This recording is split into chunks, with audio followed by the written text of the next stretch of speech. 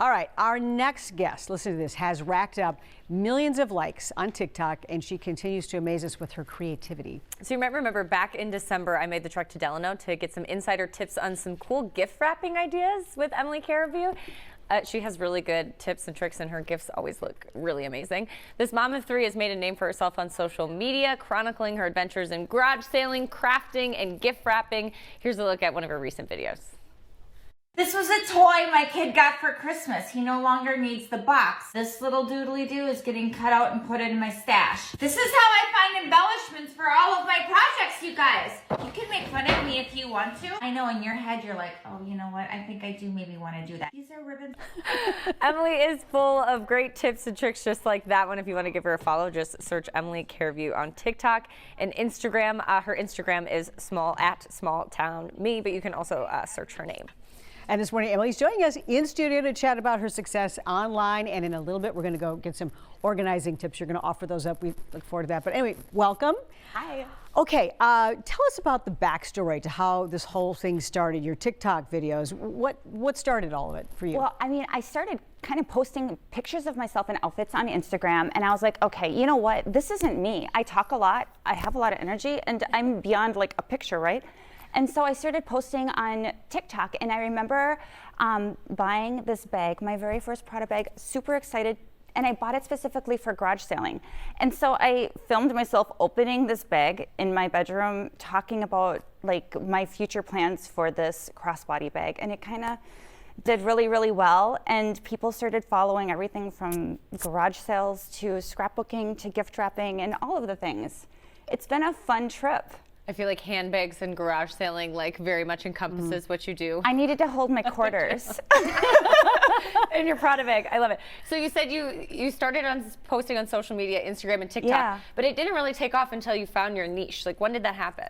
I mean, it was when I finally had the courage to just be real. We're all given different gifts, and we're all different. And so I was like, you know what? I am a scrapbooker. I'm proud to say it. Midwest stay-at-home mom, and I started just doing the craft thing and the gift wrapping, and it resonated with people, and that's what I love. I love inspiring and giving ideas. If I can do that, that's everything to me. Well, here we can see, first of all, your face just was lighting up watching this video. And obviously a lot of people find you so entertaining and useful, the little tidbits you pass along. Are there any particular ones that people really gravitated to, or that are your favorite TikTok moments? I mean, I love, when I gift wrap, I feel like a lot of people can relate to that, and it gives them ideas. And they're not necessarily going to copy my exact gift wrapping, whatever I did, but they're going to take pieces of it and incorporate it into their own life. And I think anytime that you can just, I don't know, help people get creative. out. Yes. Yeah. What has surprised you about your like social media life? I cannot believe how much joy it's brought me.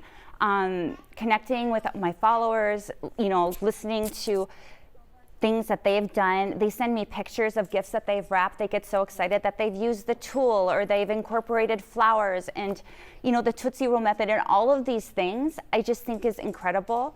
I don't know, if I can bring happiness to somebody's day, I think that that's huge. How do you keep up with all of, for instance, you know, people who are DMing you and wanting to just get advice? I mean, do you find that it's kind of a, I mean, it's a blessing, but also, are you on it all the time? You know, I do my best, and I log on and I see as many people as I can and comment back to as many people as I can. But I think showing up just in my Instagram stories and on my videos is what people kind of look for. So. Yeah, you've built kind of this whole community of people out there, and you seem like you're not like trend chasing, really. No, I don't know how trendy I can be.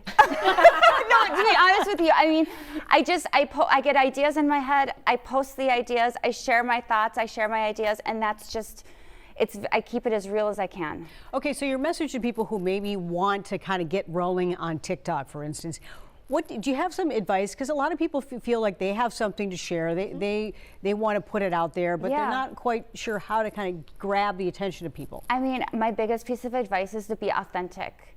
You know, you're you for a reason. You have ideas and you have talents, and share those talents, because we're all different, and I think that's what drives us. When I went to your house and to your craft room for our gift wrapping segment, Yeah. you said basically it's like a really ragtag. It's you and your phone is the setup, and you edit all It your is. own videos, right? Yeah, I do. It's really just it's homegrown. me talking to my phone, and then I sit down and I edit, usually over a bowl of Cheetos, and that's what I do. What about your kids? What do they think about it? They like to get involved sometimes? My youngest one, Brady, he makes cameos in my videos all the time, and he loves it. And I make sure that I respect my family and their boundaries. So if they want to be on, awesome. If they don't want to, totally respect that, because social media is not everybody's thing. Right. Yeah, and I think we have time for one more question. I just have to ask about garage sailing because we were talking about it in the green room. It's right around the corner. Oh my gosh, right around the corner. I'm so ready. Advice for people? I mean, if you see a sign and you have some time, just stop, because you never know what you're going to find, you know? Yeah. You find some really great stuff. Oh my randomly. gosh. Keep an open mind. That's my other piece of advice from garage selling. Like searching for things, but like as far as having your own garage sale, is that something that you enjoy doing? I've just had my own going garage and sale a getting? couple times, but usually I go to other sales. That's where I have my joy. And I not only pick up things for myself, I pick up things for others. If I see something that I'm like, oh, you know, this person could use this, or this would work really well here, I'll pick it up for them. You know what I hear about garage sailing? I hate to say this because I've had one myself. That sometimes if you don't do a lot, that it's not worth the trouble. That it is a lot of things It's to a gather lot of and, work. you know, putting all of the price tags and. Yes. But you know, you go all the people out there who are doing it right. Yeah, we're just getting started with Emily and talking about repurposing things. We're going to talk about some of that with organizing. When we come back, we're diving into the world of organization, and Emily's going to share some ways that we can clean up the clutter around the house and kind of use some things that you might already have Yeah. to make it happen. Yeah. All right, stick around. Good day. We'll be right back. Looks like a solid mess. Here's the deal. I'm organizing my pantry. When I say that I've made progress, you gotta believe me. Progress I've made, let me show you. My canisters are all labeled. I know I did that a long time ago, but I mean, you guys work with me. Oil, vinegar, and other crap. I am considering labeling it that. All right, raise your hand if you can relate to this situation in your pantry or kitchen. Organization can certainly make life a little easier. But it's not always easy to get started with. You were just watching that clip from Emily Caraview's TikTok. She has more than 739,000 followers on TikTok. And Emily, you are here with some organization inspiration that does not include spending a bunch of money getting a bunch of stuff. You're right. Okay, so mason jars. You guys, I have mason jars, I swear, in every room of my house. I am not even kidding. So we have like a wooden box. Not sure where I got the wooden box. It's cute, right? But I put mason jars in it. I put fresh cut flowers when I have guests over. So cute on my counter. And then usually I have jars of candy in my box instead of the fresh flowers, because I mean, I like candy and it just makes sense. Well, right, you set those down in front of people and you got candy, and of course they're Yeah. gonna dig into it. It's so colorful and pretty. It's colorful, it's pretty, but I mean, it's practical and it's useful. In my office, I have a mason jar. We put our loose change in there, and then it doubles as a bookend. And I think it's cute. I think it's useful, and I mean, it's very cost efficient. Yeah, it makes sense. It's heavy enough to be a bookend. It is heavy enough. And you are the queen of collecting scraps. Yes. These are just ribbon scraps? from Ribbon things? scraps. In my art room, I use mason jars for all of the things. Doodly-doos, ribbon scraps. I mean, you can use it for glitter. So, I mean, so many uses. And I love that they're clear. You can see exactly what's in them. You can see what the contents are. Okay. Now, we mentioned earlier that you like to go to garage sales, and Oh you my find we find things on the cheap, absolutely, and you Yes. can repurpose them for, you know, use them in a different way. Yes. We'll start with the little rabbit here. That, So- I mean, you know, you said, okay, I've got another use for it. I think he's supposed to be a planter, but I threw some markers in there and he sits in my art room, and I mean, he makes me happy. So if you see something that resonates with you, that fills your heart, like, by all means, it's probably meant to be, right? The E I picked up at Goodwill, and it was a brown E, and I took a little a gold, wooden- a gold spray paint to it, and now it sits on a shelf, and I think it's darling. This is another Goodwill find. In my art room, all of my containers are like white. So they're not necessarily a set. You guys don't have to go out and buy a full set of matching things to organize a room. So like, I'll go out and I'll buy jars and I'll buy white canisters. Everything looks good, everything coordinates. Okay. So- and these are more of your scraps. These look like Flowers, but I mean, I found this jar at a garage sale. So anytime you can find a jar with like a nice lid, you can find a use for it. You can fill it with all sorts of different things. Especially, like you said, stuff that's looking out for stuff that's clear. Yeah. So then it's not a mystery, because that's sometimes the worst when you're organizing, and then it's like, okay, I have to like take a million things out to even look and Yeah. see what's in this box. You don't have to worry about a label, and there's just something nice about having just the white space. It seems like around my house, I have a lot of different little unique items like this, and I've started to finally realize, use them for something. Yes. Instead of maybe just, I don't know, putting them in a corner, actually use them for something. Here, for instance, this red container here, you've got, you know, the essentials that we need, like for instance, on a desk or in a kitchen. Yeah, so these are garage sale finds, and I am using them for not their intended use. This is a napkin holder. I put pads of paper in here. This sits by our phone. Well, where our phone used to sit, now we're all on cell phones. But we can write our notes. We can write our list of people. This actually sits by my front door. It's a utensils for a kitchen.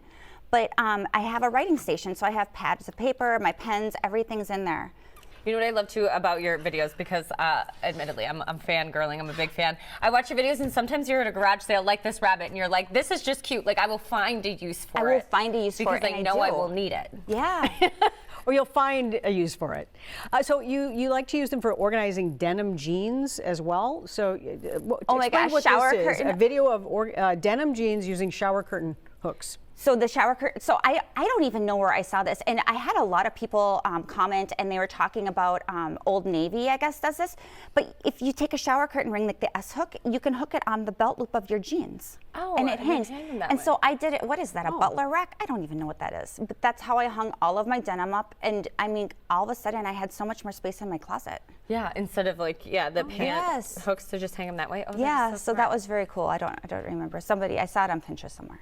And I have a bunch of extras of those kinds of things around. Yeah. So for garage sailing season, I know we kind of asked for your advice of finding the sales, but what would your advice be when you go? Do you go and you be like, in my craft room, I really need something for my scraps or my doodly-doos? Or you just go and let it speak to you? I do. I try to keep an open mind, because you never know what you're going to find. I mean, last spring garage selling, I think it was like a sofa, like those high-end tables behind a sofa, and I saw it and I'm like, oh my gosh, this is going to house my Cricut. Like I can visualize it, I can see it. Oh, the And Cricut. sure enough, I've heard yes, about the my Cricuts. Cricut, and the drawers and the vinyl fits in there perfectly. So I mean, was it intended for a Cricut? Absolutely not. I don't know what it was Some intended people are for, going, but what is a Cricut?